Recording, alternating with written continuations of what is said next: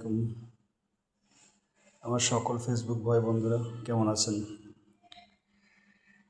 ইদানিং দেখি ইউটিউবে কিছু মিস্ত্রিরা কিছু কিছু সিনারি করে সেগুলো ছেড়ে দেয় নেটে।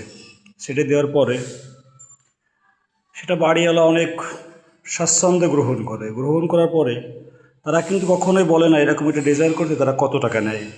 তারা শুধুমাত্র ভিউ কামানোর জন্যই এই ভিডিওগুলো এই কাজগুলো করে।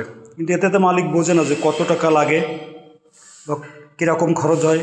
অনেক মালিক চিন্তা করে কি যে আমি আগের রেটেও যা করেছি এখনও তাই। কিন্তু আসলে এই মিস্ত্রিরা ইউটিউবে এসব ছেড়ে দেয় শুধুমাত্র ভিউ কামানোর কারণে। এগুলো ঠিক না।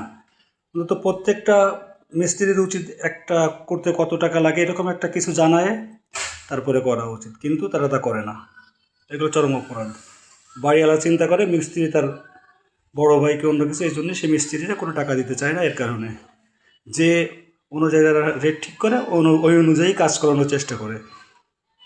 এই জন্য আমার সকল ইউটিউবার বা ফেসবুক ভাইদের প্রতি অনুরোধ যে আপনারা অন্তত এই কাজগুলো করার পরে, নেটে ছড়ার পরে অবশ্যই বলবেন যে কীরকম টাকা আপনারা হলে করতে পারেন বা করেন। তাহলেই হয়তো একজন বাড়িওয়ালা বুঝবে যে এই একটা করতে কত টাকা খরচ হয়। আর এই একটা সিনারি দাম প্রায় 13,000 টাকার মতন। অথচ একটা বাড়িওয়ালার কাছে যদি বলা হয় ভাই আমার 1,000 টাকা দিন এটা লাগাইতে, সে 1 টাকাও দেয় না।